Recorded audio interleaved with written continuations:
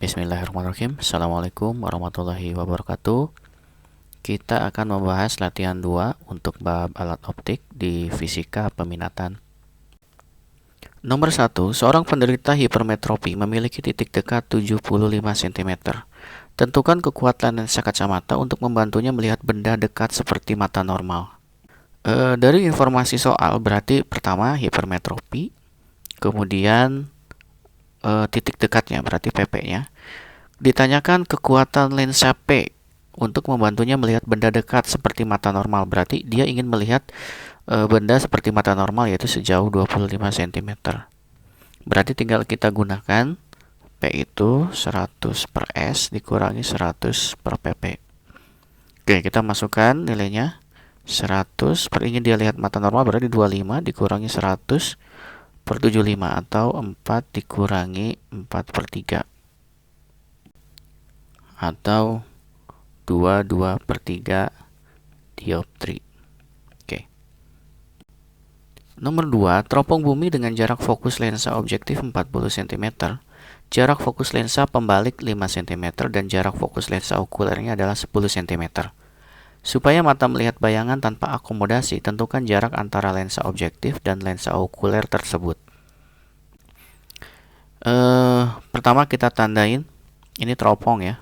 Kemudian ini fokus lensa objektif, diketahui fokus pembalik, dan ini fokus okulernya. Supaya mata melihat tanpa akomodasi, oke? Dan yang ditanya adalah jarak antara lensa objektif dan okuler, ini D-nya berarti. D itu adalah panjang teropong. Berarti D-nya adalah F objektif ditambah F okuler ditambah 4 kali F pembalik. Sehingga kita masukkan D-nya adalah FOB-nya adalah 40 cm ditambah FOK-nya adalah 10 cm dan F pembalik 4 kali fokus pembalik 5 cm. Berarti D-nya adalah 40 tambah 10, 50 ya. 50 tambah 20, berarti 70 cm. Nomor 3, seorang petugas pemilu mengamati keaslian kartu suara dengan menggunakan lup berkekuatan 10 dioptri.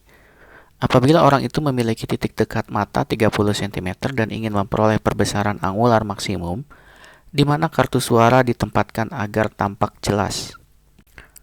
Kita tandain dulu ya. Pertama ini loop. Kemudian kekuatan berarti dioptri, P-nya. Apabila orang itu memiliki titik dekat, berarti ini adalah SN ya. Yang ditanya adalah di mana kartu suara, berarti S-nya ya diletakkan agar tampak jelas. Oke, kita lihat dulu kekuatan lensanya adalah 10, berarti P itu kan 100 per fokus, berarti 10 sama dengan 100 per fokus, berarti fokusnya adalah 10 cm. Oke, setelah ini kita dapatkan bahwa perbesarannya adalah M SN per F ditambah 1. Oke, kita langsung saja. M ini juga adalah S aksen per S. Oke, dengan catatan, ingat, karena dia berakomodasi maksimum, berarti S aksennya itu sama dengan minus SN. Oke, kita masukkan di sini. SN-nya adalah 25, 30 ya. 30 per fokusnya adalah 10. Pastikan satuannya sama-sama cm biar nggak salah hitung. Sama dengan ini S aksennya kan dalam perbesaran itu kan menggunakan tanda mutlak, berarti positif. Berarti di sini tetap menggunakan 30 per S gitu. Sehingga kita samakan penyebutnya ini 10. 30 ditambah 10 sama dengan 30 per S. Berarti 40 per 10 sama dengan 30 per S. Kita sederhanakan ya. Ini berarti S-nya adalah 30 per 4 atau 7,5 cm. Di nomor 4, seorang anak rabun jauh mula-mula menggunakan kacamata berkekuatan min 2 per 3 dioptri. Ketika diperiksa lagi ke dokter, ternyata dokter menyarankan agar anak itu mengganti kacamatanya dengan kacamata berkekuatan minus 1 dioptri. Apa yang terjadi dengan mata anak itu? Pertama, kita beri tanda dulu, anak ini rabun jauh, berarti miopi. Kemudian awalnya dia menggunakan kacamata berkekuatan, ini berarti P1-nya ya, min 2/3. Kemudian setelah periksa lagi jadi min 1 dioptri, berarti membesar nih nilainya. Jadi ini kita sebut P2. Apa yang terjadi? Ya jelas-jelas pertama ada perubahan dalam titik jauhnya. Oke, kita cek satu-satu ya. Ketika P1 berarti minus 100 per PR. Dari sini berarti min 2/3 sama dengan min 100 per PR.